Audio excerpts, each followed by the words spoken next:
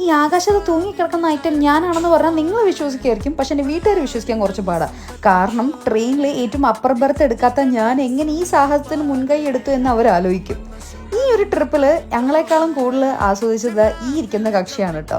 ഞങ്ങളെല്ലാവരും ബോട്ടിലിരിക്കുമ്പോൾ ഒന്ന് പേടിച്ചെങ്കിലും അവൾക്ക് ഒരു കോസിലുണ്ടായിരുന്നില്ല. അങ്ങനെ ആടെ ആഭരണങ്ങളെല്ലാം അണിഞ്ഞു.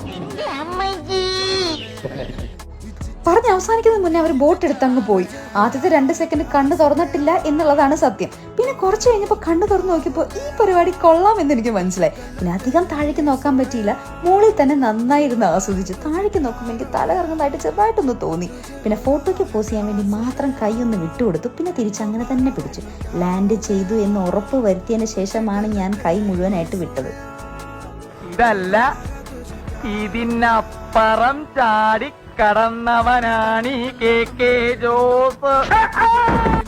അങ്ങനെ ആ സാഹസം കഴിഞ്ഞു. അടുത്തൊരു സാഹസത്തിനുള്ള പോക്കാണ് ഇത്.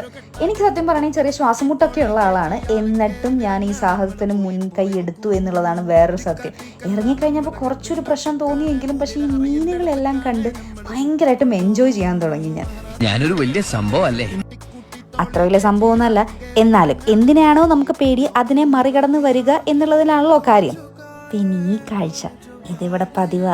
കാണുമ്പോൾ ചെറിയ നാണമൊക്കെ വരുമെങ്കിലും രസമല്ലേ?